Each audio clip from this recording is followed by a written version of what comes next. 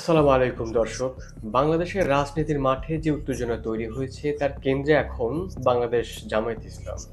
৩০০ আসনে প্রার্থী ঘোষণা করার কার্যক্রমে তাদের প্রস্তুতির বহিঃপ্রকাশ স্পষ্ট। তবে কিছু আসনে নতুন করে ভাবছে দলটি। এরই মধ্যে কুষ্টিয়ার ৩টি আসনে বহুদিনের পরীক্ষিত নেতা অধ্যাপক ফরহাদ হোসেনকে সরিয়ে ইসলামী বক্তা মুফতি আমির হামজাকে মনোনয়ন দেওয়ার এই পরিবর্তনে প্রথম ইঙ্গিত দিয়েছে যে দলটি। শোনা যাচ্ছে আরও কয়েকটি আসনে জনপ্রিয় ইসলামী স্কলার ও বক্তাদের মনোনয়ন দেওয়ার প্রস্তুতি নিচ্ছে জামায়াত ইসলামী। গুঞ্জনের কেন্দ্র রয়েছে রফিকুল ইসলাম মানেন। দলের ভেতরের সূত্র বলছে নেত্রকোনার কোনো এক আসন থেকে তাকে প্রার্থী করা হতে পারে। আর নেত্রকোনা ৫ আসন এখন সবচেয়ে আলোচিত, কারণ এখানকার পূর্ব ধলায় জন্মগ্রহণ করেছেন মাদানি, যা তাকে স্থানীয়ভাবে বাড়তি ভোট জোগাতে সুবিধা দেবে। তবে এই আসনে ফেব্রুয়ারিতে প্রার্থী ঘোষণা করেছে জামায়াত। অধ্যাপক মাসুম মুস্তফা জেলা জামায়াত ইসলামী অ্যাসিস্ট্যান্ট সেক্রেটারি এবং পূর্বধলা উপজেলার সাবেক ভাইস চেয়ারম্যান। ফলে প্রশ্ন উঠছে, ঘোষিত প্রার্থীর জায়গা কি শেষ মুহূর্তে মাদানির জন্য ছেড়ে দেবে দল? মাওলানা মাদানির সঙ্গে জামায়াতের সম্পর্ক দীর্ঘদিনের এবং বেশ দৃঢ়। ১ মাস আগে এক সমাবেশে মাদানি বলেছিলেন, আমি যখন জেলে ছিলাম তখন সেই সময় যে দল বা দলের লোকেরা আমার এবং আমার পরিবারের সবচেয়ে বেশি খোঁজখবর রেখেছে সে দলটির নাম জামায়াত ইসলাম। তিনি আরও বলেন, শুধু আমি নয়, অনেক মজলুম আলেমের খোঁজখবর রাখার এবং সহযোগিতা করার সাক্ষী আমি। তিনি আরও বলেন, আমি হেফাজতের আলেমদের বলবো, দেখেছি জামাতের দূরদৃষ্টি। যারা ২৪ সালের বিপ্লবের প্রকৃত চিত্র জানে তারা নিশ্চয়ই স্বীকার করবে যে শাহাদত পিয়াসী ছাত্র শিবিরের অবদান ছিল সবচেয়ে বেশি। ২০১২ সাল থেকে দেশের অন্যতম সুপরিচিত ইসলামী বক্তা হিসেবে পরিচিত রফিকুল ইসলাম মাদানি ফ্যাসিস্ট সরকারের সময় তীব্র নির্যাতনের শিকার হন। জামায়াত ইসলামের সমর্থকরা বিশ্বাস করে যদি জামায়াত তাকে নেত্রকোনা থেকে প্রার্থী করে তবে তার জয়ের সম্ভাবনা যথেষ্ট উজ্জ্বল। তবে এখানে শেষ নয়, দলটির আরও বড় চমক উপস্থিত করবে আমাদের সামনে।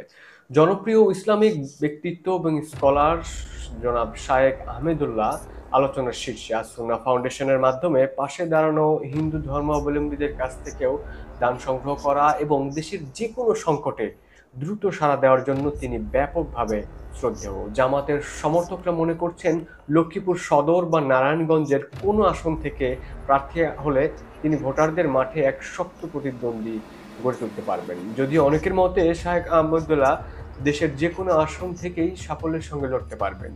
কিন্তু মূল প্রশ্ন রয়ে গেছে, শাহেখ আহমেদুল্লাহ নিজেকে রাজনীতিতে নামতে রাজি হবেন কিনা। অতীতে অন্তর্বর্তীকালীন সরকারের ধর্ম উপদেষ্টা হওয়ার প্রস্তাব দিয়ে হয়েছিলেন, যা তিনি প্রত্যাখ্যান করেছিলেন, কারণ তিনি সাধারণ মানুষের কাতারে থেকেই জনকল্যাণমূলক কাজ করতে বেশি স্বাচ্ছন্দ্য বোধ করেন।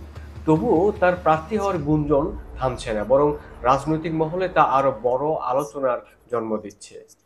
এদিকে ৫ আগস্টের পর হঠাৎ করে আরেক নাম রাজনৈতিক অঙ্গনের সরগরম, লুৎফুজ্জামান বাবর। বিএনপির সাবেক স্বরাষ্ট্র প্রতিমন্ত্রী, যিনি ভারতের আগ্রাসী ভূমিকার বিরুদ্ধে তীব্র কণ্ঠস্বর বলে পরিচিত। উই আর লুকিং ফর শত্রু খ্যাত বাবরকে ভারত সবসময়ই বড় শত্রু হিসেবে দেখেছে।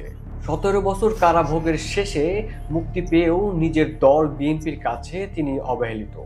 দলের ভেতরের ভারতপন্থী রাজনীতির সঙ্গে মানিয়ে নিতে পারছেন না বলে ধারণা বিশ্লেষকদের। রাজনৈতিক মহলে এখন গুঞ্জন, বাবর কি জামাতের দিকে ঝুঁকছে? সম্প্রতি জামায়াতের আমির ডক্টর শফিকুর রহমানের সঙ্গে একটি হাস্যোজ্জ্বল কোলাকুলির ভিডিও ভাইরাল হয়েছে, যা গুঞ্জনের আগুনে ঘি ঢেলে দিয়েছে। তার জীবনযাত্রায় এসেছে বড় পরিবর্তন। নিয়মিত নামাজ আদায়, ইসলামিক জীবনধারা অনুসরণ করা ও ওমরা পালন সবকিছুই নতুন দিকের ইঙ্গিত হিসেবে দেখা হচ্ছে। একসময় যিনি বিএনপির গর্ব ছিলেন, এখন তাকেই দলটি ভুলে বসেছে। অন্যদিকে জামায়াতের ভেতরে চলছে সম্ভাব্য প্রার্থীদের নিয়ে উত্তেজনা।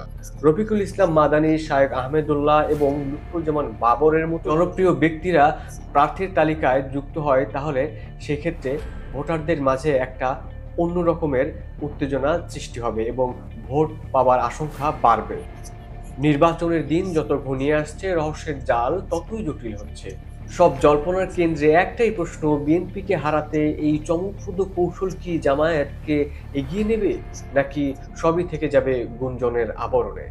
প্রিয় দর্শক, ভিডিওটি ভালো লাগলে লাইক করবেন এবং চ্যানেলটি সাবস্ক্রাইব করে আমাদেরকে সামনের দিকে এগিয়ে যেতে সাহায্য করবেন।